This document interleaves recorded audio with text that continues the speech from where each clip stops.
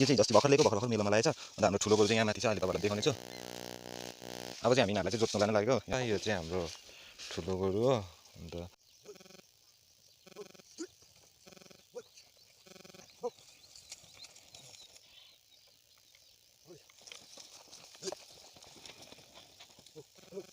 Hello अनि नमस्ते हजुरहरु सबैजनालाई फ्यापुलो भन्दै आज चाहिँ फेरि पनि धेरै दिन बाद हैन नयाँ ब्लग लिएर आइसकेको छु अन्त आज चाहिँ भनि म चाहिँ कहाँ जाँदैछु भने चाहिँ तल हाम्रो सानो गोरु लिनु जाँदैछु सानो गोरु चाहिँ आज चाहिँ हामी जोतेर चाहिँ बाबा र म चाहिँ खोर्सानी बारी बनाउने अन्त त्यही कारण चाहिँ आज फेरि नयाँ ब्लग स्टार्ट गरिसकेको छु है अन्त हेर्दै गर्नुस् होला तपाईहरुलाई पनि देखाउने छु हाम्रो सानो गोरु है जोतेको अन्त हामीले खोर्सानी बारी बनाएको सबै देखाउने छु मेरो बाबा चाहिँ गोठ पुगिसकिसकेको छ हेर्नुहोस् है त यो चाहिँ हाम्रो सानो गोरु है अन्त हाम्रो यो चाहिँ जस्ती भर्खर ल्याएको भर्खर मेलोमा लागेछ अन्त हाम्रो ठुलो गोरु चाहिँ यहाँ माथि छ अहिले तपाईहरुलाई देखाउने छु अब चाहिँ हामी यिनीहरुलाई चाहिँ जोत्न लान लागेको यहाँ मेरो बाबा पनि रेडी भइसकेको छ अब जोतेको देखाउने छु तपाईहरुलाई चाहिँ भने यहाँ मेरो बाबाले है गोरु जोत्नु पनि सुरु गरिसकेको छ अन्त हामीले चाहिँ यहाँ चाहिँ बिहानै बाबाले बाख्राको मल छर्नु भएको थियो अन्त यसलाई नै जोतेर चाहिँ अब फिटेर चाहिँ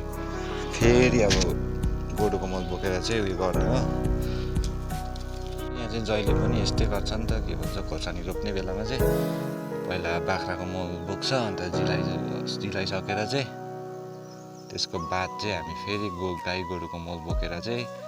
मल पुडेर पत्कर सत्कर हालेर चाहिँ खोर्सानी रोप्छ अन्त अहिले हामी त्यही गर्दैछ सानो गोरुहरूलाई चाहिँ यिनीहरू भर्खर मेलो पनि लागेको अन्त यसो जोत्नु पनि हुने भनेर चाहिँ बाबाले बिहानै मल बोक्नु भएछ है बाख्राको म चाहिँ घाँसमा गएँ अन्त त्यहाँबाट चाहिँ जोत्नु छ भरे पुडी पनि हाल्नु छ भन्नुभयो बाबाले हुन्छ भनेर चाहिँ म पनि आज चाहिँ घरमै बसेको अन्त बाबाले सुरु गरिसकेको छ है यो सकेर चाहिँ फेरि हामी मल बोकेर पुर्ने त्यो पनि देखाउने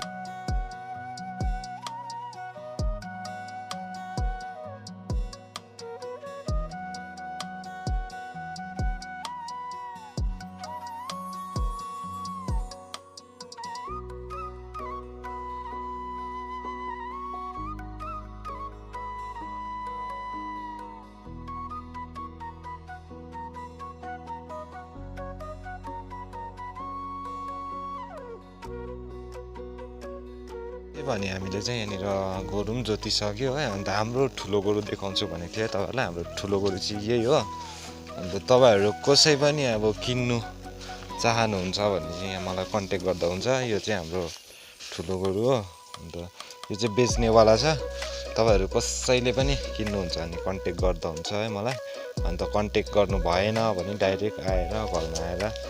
दाम गरेर लानु पनि सक्नुहुन्छ है अन्त अब चाहिँ हामी चाहिँ मल बोक्नु लागेको है अन्त यो मल चाहिँ हामी चाहिँ त्यहाँनिर माथि नजिकै हो है बोक्नु लागेको छौँ हेर्नुहोस् है त हामी एकैचोटि अब मल बोक्दा त देखाउनु पाउँदिनँ होला अन्त एकैचोटि मल बोकिसकेर देखाउने छु यसले चाहिँ भने म र बाबाले मलहरू पनि बोकिसक्यौँ अन्त अब बाबा चाहिँ मल पल्टाउनु हुँदैछ है म चाहिँ कोदाले लिनु गएको थिएँ अन्त यो गडा चाहिँ हामीले मल बोकेर सक्यौँ है अन्त अब काम रहेको छ मल पुर्ने है त्यो पनि आजै गरिहाल्ने मलसल पुरेर चाहिँ छुट्टी गर्ने आजको काम है अन्त पत्करहरू त भइहाल्छ भरे भोलितिर सोर्दा पनि अन्त आज अहिले भर्खर बोकिसकेको मल चाहिँ यति हो गडासम्म एक गडा चाहिँ बनाइहालेको यो गडा पनि खोर्सानी बारी नै हो हुनु चाहिँ अब केही गरेको चाहिँ छैन भर्खर जिलौटो चाहिँ बोल्दैछ है यहाँनिर जोत्नु पर्ने छ त्यहाँबाट जिलाएर मल बोकेर फेरि सेम गर्नुपर्छ अन्त अब हामी चाहिँ पुर्नुपट्टि लागेको देखाउने छु त तपाईहरुलाई मल खोर्सानी रोप्दा मल कसरी पुर्छ भनेर पनि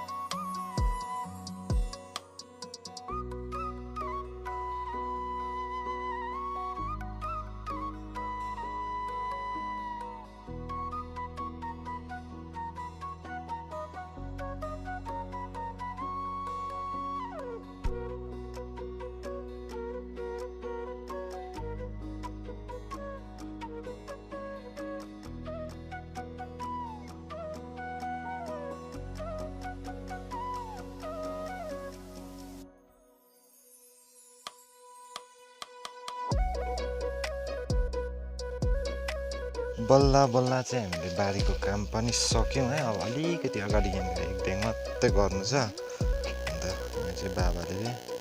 बाख्राको मल बोकेर ल्याउनु हुँदैछ है। अन्त हामी चाहिँ अब चाहिँ आजको लागि चाहिँ यति नै गर्ने। अन्त हाम्रो आजको भिडियो चाहिँ यति नै हुनेछ है। के कस्तो लाग्यो तपाईँहरूलाई? अन्त हाम्रो अझै माथि पत्करहरू पनि छाप्नु छ, त्यो काम चाहिँ आज नगर्ने, भोलि बिहान मात्रै पत्करहरू छाप्ने। अन्त अब चाहिँ हामी घाँसहरू पनि काट्नुपर्छ नि त, त्यसले गर्दा चाहिँ बारीको काम छोडिदिएको है। आजको लागि यति नै। अनि मेरो ब्लग पनि आज यति नै हुनेछ। आजको भिडियो चाहिँ के कस्तो लाग्छ तपाईँहरूलाई, खोर्सानी बारी बनाएको होइन बाबालाई मैले, कमेन्ट गरेर भनिदिनुहोस् होला। अनि सेयर, सब्सक्राइब, लाइक गर्नु चाहिँ नभुलिदिनुहोस् होला।